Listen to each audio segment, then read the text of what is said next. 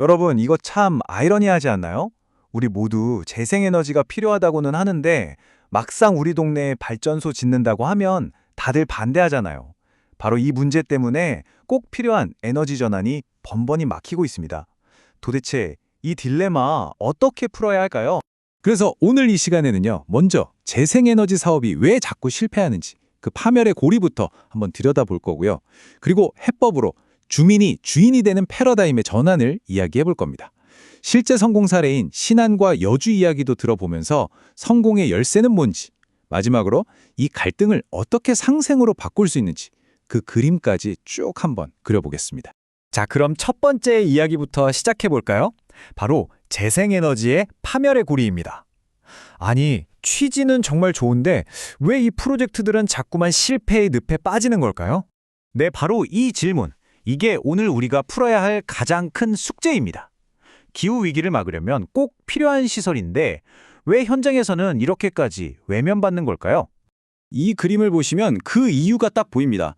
이게 바로 파멸의 고리라는 건데요. 자, 보세요.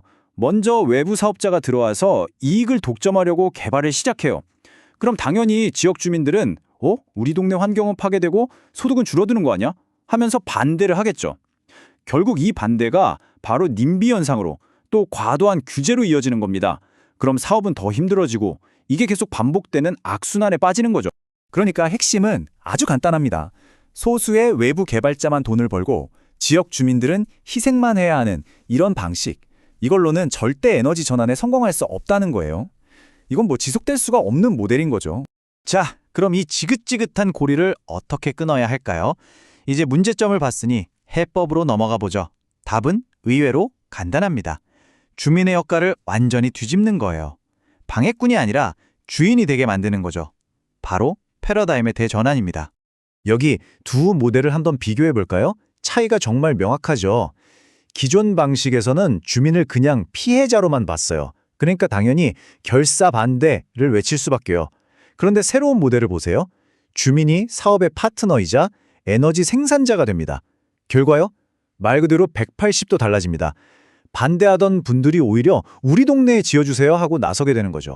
이게 바로 우리가 잘 아는 님비, 그 반대 개념인 PIMP, PIMFY입니다. Please in my front yard. 제발 우리 동네에 지어달라는 거죠. 어떻게 이게 가능하냐고요? 여기 이 공식이 모든 걸 설명해 줍니다. 주민의 참여에 투영한 이익 공유가 더해지면 자연스럽게 수용성이 따라온다. 이게 바로 모든 해법의 핵심 원리라고 할 수 있겠습니다. 에이, 근데 말이 쉽지 그게 정말 되겠어? 싶으시죠? 네, 됩니다. 이미 성공한 것이 있어요. 첫 번째 사례, 바로 전라남도 신안군입니다. 여기서는요, 햇빛이랑 바람이 주민들 통장에 꼬박꼬박 꽂히는 연금이 되고 있습니다. 신안 모델이 어떻게 돌아가는지 한번 볼게요. 먼저 신안군이 아주 중요한 선언을 합니다. 우리 지역의 햇빛과 바람은 우리 모두의 공공자원이다 라고요. 그리고 주민들이 협동조합을 만들어서 이 사업에 지분 투자, 그러니까 주주로 참여하는 겁니다. 그럼 발전소에서 수익이 생기잖아요. 그 이익을 분기마다 햇빛연금, 바람연금이라는 이름으로 주민들한테 쫙 나눠주는 거죠. 이게 얼마나 성공적이었는지는 숫자를 보면 바로 알 수 있습니다. 2024년까지 주민들한테 지급된 배당금 총액이 무려 220억 원입니다. 220억 원! 와! 심지어 2032년에는 1인당 매달 50만 원씩 주는 게 목표라고 하니까 이건 뭐 정말 대단하지 않습니까? 그런데 제가 정말 놀랐던 건 바로 이 부분이에요. 인구 변화 그래프를 보세요. 지금 전국 농어촌 인구가 다 줄어들고 있잖아요. 그런데 신안군은 거꾸로 인구가 늘어나는 기적 같은 일을 보여줬습니다. 이건 그냥 돈 버는 문제를 넘어서 지역 소멸이라는 거대한 위기를 막고 공동체를 살려내는 엄청난 힘을 가졌다는 걸 보여주는 거죠. 자, 이번에는 신안과는 또 다른 방식으로 성공한 곳을 한번 가볼까요? 경기도 여주입니다. 여기는 공동체와 협력이라는 키워드로 완전히 새로운 모델을 만들었어요. 여주 모델은 이 그림 하나로 설명이 됩니다. 신안처럼 개인 주주가 되는 게 아니라요. 마을 공동체 협동조합을 만들어요. 그래서 주민들이 다 같이 태양광 발전소를 운영하고 관리하는 거죠. 여기서 나온 수익은 개인한테 나눠주지 않습니다. 대신 마을의 공동기금으로 차곡차곡 모아서 우리 동네 복지를 위해 다시 쓰는 거예요. 그래서 여주 모델의 진짜 성공은 단순히 돈에만 있지 않아요. 첫째, 다 같이 협동조합을 운영하니까 이건 우리 거라는 주인의식이 생기고 깨졌던 공동체 정신이 되살아났습니다. 둘째, 그렇게 번 돈으로 어르신들 돌보고 마을도 가꾸면서 복지 수준이 올라갔죠. 그리고 마지막으로 우리 마을 전기는 우리가 직접 만들어 쓴다. 에너지 자립까지 이뤄낸 겁니다. 자, 그럼 여기서 잠깐 두 모델을 한번 정리해 볼까요? 신한은 제도를 통해 주민을 주주로 만들어서 개인에게 현금을 나눠주는 방식이었죠. 결과는 소득 증대와 인구 증가였고요. 반면에 여주는 주민들이 직접 운영자가 돼서 수익을 마을 전체를 위한 복지 서비스에 썼습니다. 그래서 공동체가 회복되고 에너지 자립을 이뤘죠. 보세요. 방법은 달라도 결국 주민이 참여하고 이익을 나눈다는 핵심 원칙은 똑같습니다. 그럼 이런 성공 사례에 다른 동네에서도 따라할 수 있을까요? 당연하죠. 가능합니다. 지금부터 이 두 사례에서 뽑아낸 성공의 비결, 딱 3가지 핵심 열쇠를 알려드리겠습니다. 첫 번째 열쇠는 바로 조례 혁신입니다. 이게 뭐냐면 주민들을 그냥 의견 내는 사람 정도로 두는 게 아니라 아예 법으로, 조례로 사업의 주주라고 못을 박아버리는 거예요. 예를 들어 신안군처럼 주민 지분 30% 이상 보장, 이익 배당은 의무, 이렇게 법으로 딱 정해놓는 거죠. 두 번째 열쇠는 규제의 합리화입니다. 이 그림이 비포 애프터를 확실하게 보여주네요. 예전에는 주택에서 몇 미터 떨어져야 한다 이런 이격거리 규제가 너무 빡빡해서 사업 자체가 불가능했어요.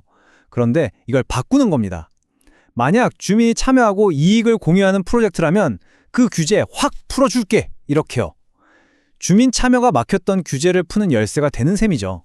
자, 마지막 3번째 열쇠는 투명한 거버넌스입니다.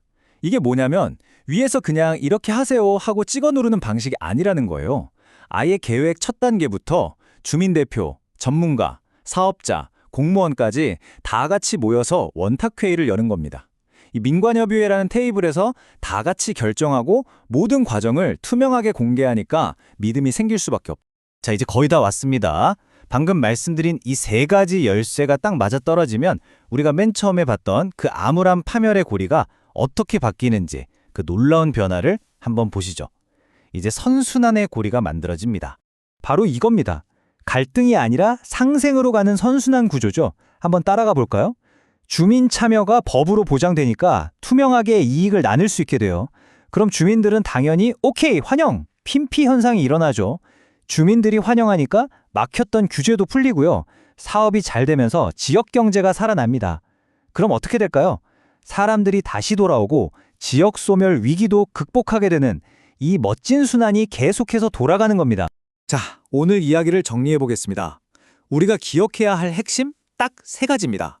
첫째, 에너지를 이제 소득으로 봐야 합니다. 재생에너지는 그냥 전기가 아니라 농어촌의 새로운 연금이고 현금 나오는 작물이 될 수 있다는 것. 둘째, 이런 성공은 그냥 오는 게 아니라 시스템으로 만들어야 합니다. 과감하게 법을 바꾸고 규제를 풀어야만 가능하다는 거죠. 그리고 마지막 셋째, 이건 단순히 환경 문제만이 아닙니다. 지금 우리 사회의 가장 큰 고민인 지방 소멸을 막을 수 있는 정말 강력한 해법이 될 수 있다는 점입니다. 마지막으로 이 한 문장을 꼭 기억해 주셨으면 좋겠습니다. 주민 수용성은 설득에서 나오는 게 아니다. 합리적인 시스템과 투명한 이익 공유에서 나온다. 결국 사람 마음을 억지로 바꾸려고 애쓸 게 아니라 모두가 함께 웃을 수 있는 판을 잘 짜는 것. 갈등을 상생으로 바꾸는 진짜 열쇠는 바로 거기에 있다는 것. 이게 오늘 이야기의 최종 결론입니다.